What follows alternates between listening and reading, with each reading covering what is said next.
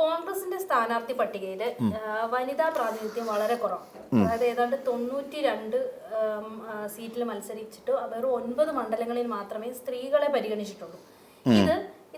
ഇത് ആദ്യം ഈ വിഷയം അതായത് ഉയർത്തിക്കൊണ്ട് വന്നിരിക്കുന്നത് ശശി തരൂരാണ്. ശശി തരൂർ പറഞ്ഞിരിക്കുന്നത് ഇത് വളരെ മോശമായി പോയി, തനിക്ക് പക്ഷേ ഈ സ്ഥാനാർത്ഥി നിർണയത്തിൽ പങ്കൊന്നുമില്ല, എങ്കിലും വളരെ മോശമായി പോയി എന്ന് പറഞ്ഞിരിക്കുന്നത് ശശി തരൂരാണ്. അപ്പൊ വരും ദിവസങ്ങളിൽ ഇത് കൂടുതൽ ചർച്ചയാവാൻ സാധ്യതയുണ്ട്. അതെ, അതില് രസം എന്താണെന്നറിയ, ഒരു കാരണവശാൽ രക്ഷപ്പെടാത്ത ഒരു പാർട്ടിയാണോ കോൺഗ്രസ് നമ്മൾ ആലോചിച്ചു. എന്തുകൊണ്ടാണെന്ന് വെച്ചാൽ ഇപ്പം സ്ഥാനാർത്ഥി നിർണയവുമായി ബന്ധപ്പെട്ട് ഒരു കലക്കത്തിൽ നിൽക്കുകയാണ് ഇപ്പൊ ശരിക്കും കോൺഗ്രസ് എന്ന് പറയുന്ന ഈ പാർട്ടി. എന്താന്ന് പറഞ്ഞു കഴിഞ്ഞാൽ നമുക്കറിയാം, കഴിഞ്ഞ ദിവസം കെ സുധാകരനായിരുന്നു ഈ പറയുന്ന ആ പാർട്ടിയെ ഇട്ട് ചുറ്റിച്ചതെങ്കിൽ അത് കഴിഞ്ഞപ്പോഴേക്ക് ഇത് മാത്രമല്ല, ഈ ശരിക്കും പറഞ്ഞ കെ സുധാകരൻ എന്നൊക്കെ പറഞ്ഞാൽ ഒരു ഫാക്ടറായിട്ട് മാത്രമേ വരുന്നുള്ളൂ എന്നുള്ളതാണ്. ഇപ്പൊ കഴിഞ്ഞ ദിവസം നമ്മൾ നോക്കിക്കഴിഞ്ഞാൽ അരുവിക്കരയിലും ഈ പറയുന്ന നിയമത്തും അഡ്ജസ്റ്റ്മെന്റ് രാഷ്ട്രീയം നടക്കുന്നുണ്ട് എന്നുള്ളതിനെ കുറിച്ച് കഴിഞ്ഞ ദിവസം ഒരാള് നുസൂർ എന്ന് പറയുന്ന ഒരു മുൻ യൂത്ത് കോൺഗ്രസിന്റെ നേതാവ് കാര്യങ്ങൾ പുറത്തുവിട്ടു. അദ്ദേഹം പാർട്ടികളുടെ പുറത്തേക്ക് പോവാണ്. അപ്പം കോൺഗ്രസിനെ സംബന്ധിച്ചിടത്തോളം ഒരു tougher than the toughest condition എന്ന് പറയും. ഏറ്റവും പ്രോബ്ലമാറ്റിക് ആയിട്ടുള്ള സിറ്റുവേഷനിലൂടെയാണ് ഇപ്പൊ കോൺഗ്രസ് കടന്നുപോയിക്കൊണ്ടിരിക്കുന്നത്. എന്തുകൊണ്ടാണെന്ന് ചോദിച്ചു കഴിഞ്ഞാൽ സ്ഥാനാർത്ഥി ഈ കഴിഞ്ഞ 10 വർഷക്കാലം കൊണ്ട് കോൺഗ്രസിനെ കൊണ്ട് എന്ത് ചെയ്യാൻ കഴിഞ്ഞു എന്നുള്ള ഒരു കാര്യമുണ്ട്. സ്വന്തമായിട്ട് ഒരു 92 സ്ഥാനാർത്ഥികൾ അല്ലെ 90 സ്ഥാനാർത്ഥികളെ നിർത്താൻ പോലും ഉള്ള ആംബിയർ അല്ലെങ്കിൽ അങ്ങനെ ഒരു 90 പേരെ കണ്ടെത്താൻ കഴിയാത്ത ഒരു പാർട്ടിയെ കോൺഗ്രസ് പാർട്ടി അധപ്പതിക്കുന്നതിന്റെ അവസ്ഥയൊന്നും ആലോചിച്ച് നോക്കൂ. അപ്പൊ ആ ഒരു തർക്കങ്ങളെല്ലാം ഒതുങ്ങിയിട്ടില്ല. ആലോചിച്ച് കഴിഞ്ഞാൽ ഈ അടുത്ത ദിവസങ്ങളിൽ, അടുത്ത തിങ്കളാഴ്ചയോട് കൂടി നാമനിർദ്ദേശ പത്രിക സമർപ്പിക്കേണ്ട അവസാന ദിവസം എത്തി. അപ്പൊ ഇങ്ങനെ കലങ്ങിക്കൊണ്ടിരിക്കുന്നിടത്തേക്ക് വീണ്ടും ഒരു വെടിമരുന്നോട് ഇട്ട് പൊട്ടിക്കാനുള്ള ശ്രമമാണ് ശരിക്കും ശശി തരൂർ നടത്തുന്നത്. അതായത് നിലവിൽ പ്രവർത്തകരായിട്ടുള്ളവർക്കും ഈ വിറക് വെട്ടികളും വെള്ളം കോരികളും ഒക്കെ ആയിട്ട് ഇങ്ങനെ നടക്കുന്നവർക്ക് സീറ്റില്ല, അതേസമയം അങ്ങോട്ടും ഇങ്ങോട്ടും ഒക്കെ അഡ്ജസ്റ്റ്മെന്റിലൊക്കെ നിൽക്കുന്നവർക്ക് സീറ്റുണ്ട് എന്ന് പറയുന്ന ഒരു വലിയ പ്രശ്നം കോൺഗ്രസിനുള്ളിൽ നിലനിന്നുകൊണ്ടിരിക്കുക. അപ്പോഴാണ് ശശി തരൂർ അടുത്ത ബോംബും കൂടി, അല്ലെങ്കിൽ അടുത്ത ഒരു ചർച്ചയ്ക്ക് വേണ്ട സാധനങ്ങൾ ഇട്ടുകൊടുക്കുന്നത് സ്ത്രീ പ്രാതിനിധ്യം കുറവ്. ശരി, ശശി തരൂർ പറയുന്നതനുസരിച്ച് നോക്കിക്കഴിഞ്ഞാൽ സ്ത്രീ പ്രാതിനിധ്യം വളരെ കുറഞ്ഞുപോയി. 9 പേരെന്ന് പറഞ്ഞാൽ അത്ര വലിയ ഒരു എന്താ പറയാ, അത്ര വലിയ എണ്ണമൊന്നും അല്ല 9 എന്നൊക്കെ പറഞ്ഞു കഴിയുമ്പോൾ ഏകദേശം ഒരു 10% താഴെ എന്ന് വേണ്ടി പറയേണ്ടി വരും. അപ്പം അത്രയും മാത്രം സ്ത്രീ പ്രാതിനിധ്യം ഉറപ്പാക്കുന്നു. എന്നാൽ പലയിടങ്ങളിലും നമ്മൾ ആലോചിച്ച് നോക്കൂ, ഇതില് എത്ര പേർക്ക് അറിയാം? നമ്മുടെ കേരളത്തിലുള്ള ഈ 9 സ്ഥാനാർത്ഥികളെ നിർത്തിയിട്ടുണ്ട്. ഈ 9 സ്ത്രീകളായിട്ടുള്ള സ്ഥാനാർത്ഥികളിൽ പൊതുജനത്തിന് അറിയാവുന്ന എത്ര സ്ഥാനാർത്ഥികളുണ്ട്? ഒരുപക്ഷെ ബിന്ദു കൃഷ്ണ എന്ന് പറയുന്ന ഒരു സ്ഥാനാർത്ഥി ഒരുപക്ഷെ അറിയായിരിക്കും. അതോടൊപ്പം തന്നെ നമ്മൾ നോക്കിക്കഴിഞ്ഞാൽ വേറൊരു ഇപ്പൊ രമ്യ ഹരിദാസ് എന്ന് പറയുന്ന സ്ഥാനാർത്ഥി അറിയായിരിക്കും. ഉമാ തോമസ് എന്ന് പറയുന്ന സ്ഥാനാർത്ഥി അറിയായിരിക്കും. അതേസമയം മറ്റ് സ്ഥാനാർത്ഥി പട്ടിക നോക്കുമ്പോൾ പലയിടങ്ങളിലും ഒരു വിദ്യാ ബാലകൃഷ്ണൻ നിൽക്കുന്നു, അതോടൊപ്പം തന്നെ ഒരു ഉഷ വിജയൻ നിൽക്കുന്നു മാനന്തവാടിയിലൊക്കെ.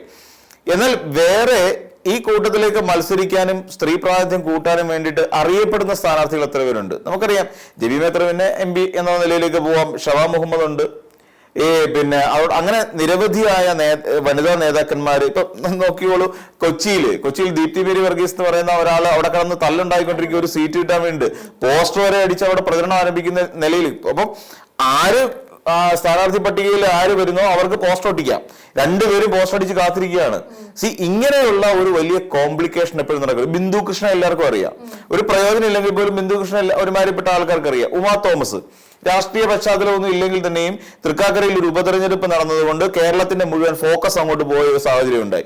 അത് തന്നെയല്ല, PT തോമസ് എന്ന് പറയുന്ന ഒരു കറതൂർന്ന ഒരു കോൺഗ്രസ് നേതാവിന്റെ ഭാര്യ എന്നുള്ള പ്രസക്തിയോടെ ഉമാ തോമസിന് വരുമ്പോൾ ഉമാ തോമസ് വലിയ മുന്നേറ്റം അവിടെ, അല്ലെങ്കിൽ ഒരു കേരളം മുഴുവൻ ചർച്ച ചെയ്യപ്പെടുന്ന ഒരു വ്യക്തിത്വമായി മാറുന്ന ഒരു സാഹചര്യം ഉണ്ടായി. അത് മാത്രമല്ല, ഉമാ തോമസിനെ പോപ്പുലർ ആക്കിയ വേറൊരു കാര്യം കൂടിയുണ്ട്. അത് ഇപ്പോഴത്തെ ഇടതുപക്ഷ ട്രോളർമാരൊക്കെ എടുത്തിട്ട് അലക്കിക്കൊണ്ടിരിക്കുന്ന ഒരു സാധനമാണ്. ഇത്ര ധൃതി ആർക്കാണ്? ഇവിടെ രാവിലെ തിരുവനന്തപുരത്ത് നിന്ന് ഇത്ര മണിക്ക് പുറപ്പെട്ട് 4 മണിക്കൂർ കൊണ്ട് ആർക്കാ ഇവിടെ കാസർഗോഡ് എത്തേണ്ട ആവശ്യം? അത്രയ്ക്ക് ധൃതി ആർക്കാ എന്ന് ഇവിടുത്തെ വികസനത്തിനെതിരായി ചോദിച്ച ഒരു ചോദ്യം ഇപ്പോഴും ചർച്ച ചെയ്യപ്പെട്ടുകൊണ്ടിരിക്കുകയാണ്.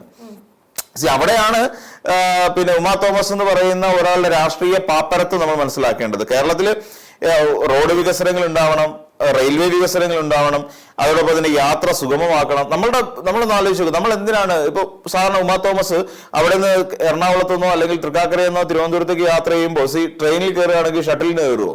പാസഞ്ചർ ട്രെയിനിൽ കയറുമോ? ഇല്ലല്ലോ. അവിടുന്ന് പരമാവധി വേഗതയിൽ എത്താൻ വേണ്ടി വന്ദേ ഭാരതല്ലേ ഓപ്റ്റ് ചെയ്യുള്ളൂ, അല്ലെങ്കിൽ കാറിൽ ഇങ്ങനെ പോരുള്ളൂ.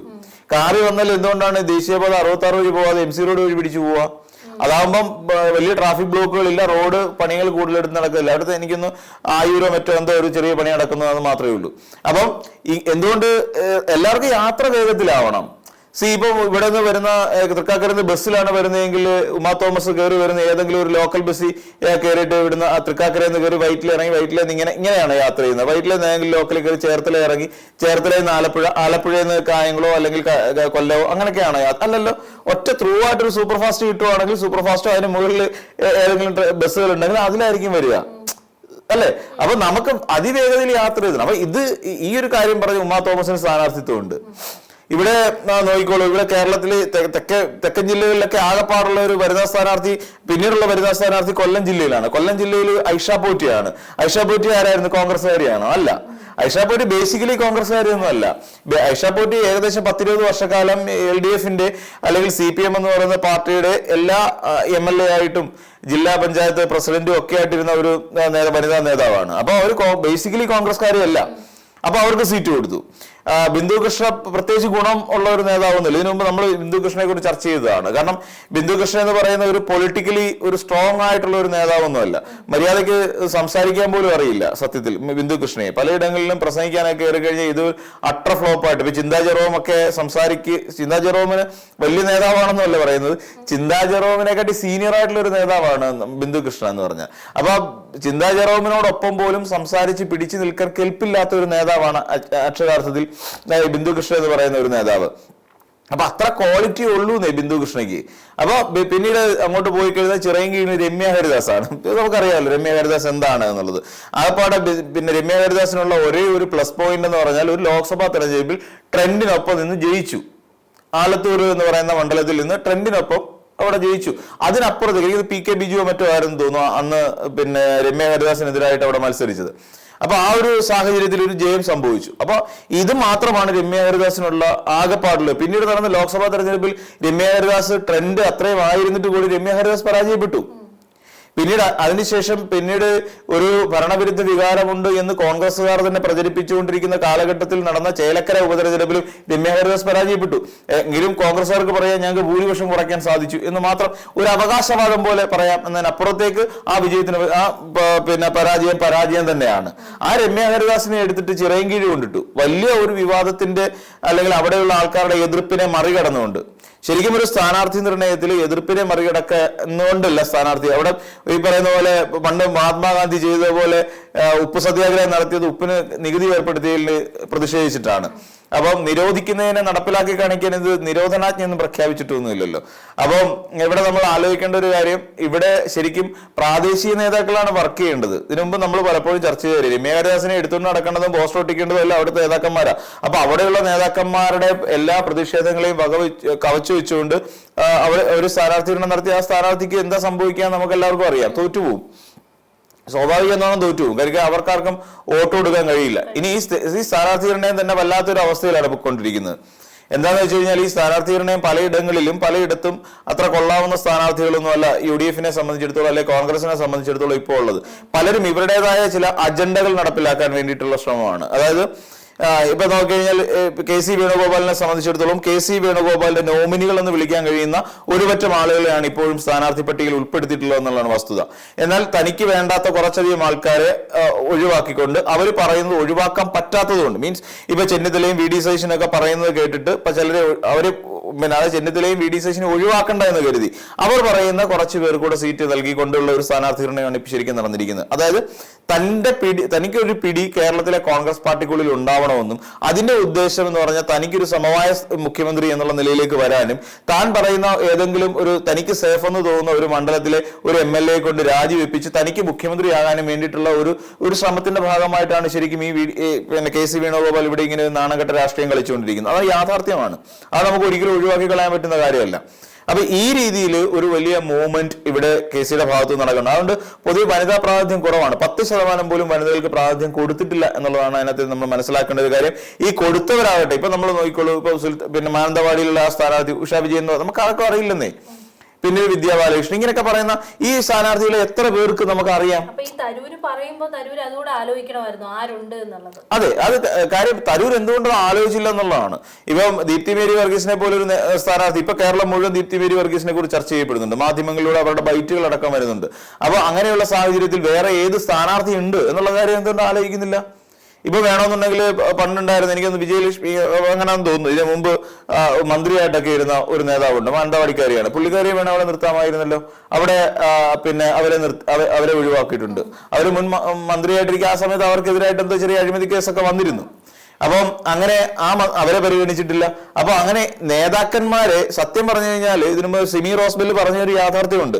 ഇവിടെ വനിതാ നേതാക്കന്മാർ വളർന്നു വരാൻ കോൺഗ്രസിലുള്ള ഈ ആൺകോഴിമ ഇപ്പോഴും കോൺഗ്രസ് പാർട്ടിക്കുള്ളിൽ അതിശക്തമായിട്ടുണ്ട്. ആ ഒരു ആൺകോഴിമയുടെ വക്താക്കളാണ് ശരിക്കും ഈ കോൺഗ്രസ് പാർട്ടിയിലുള്ള കൂടുതൽ ആൾക്കാർ. അപ്പൊ തങ്ങളെ താഴെ പവർ ഗ്രൂപ്പ് എന്ന് പറയുന്ന ഒരു സംവിധാനം ഉണ്ടോ എന്ന് നമ്മൾ സംശയിക്കേണ്ട ഒരു സാഹചര്യം കൂടിയുണ്ട്. ആ സിമി റോസ്ബെൽ പറഞ്ഞനുസരിച്ച് നോക്കുവാണെങ്കിൽ ഇവിടെ ഒരു ആൺകോഴിമ ഉണ്ട്, അല്ലെങ്കിൽ ഒരു പവർ ഗ്രൂപ്പ് ഇവിടെ പ്രവർത്തിക്കുന്നുണ്ട്.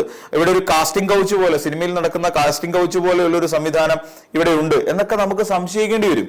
അത്തരത്തിലുള്ള ഇടപെടലുകളാണോ ഈ കോൺഗ്രസ് പാർട്ടിയിൽ ഈ സ്ത്രീ പ്രാതിനിധ്യം ഇത്രത്തോളം കുറഞ്ഞു പോയതിന്റെ?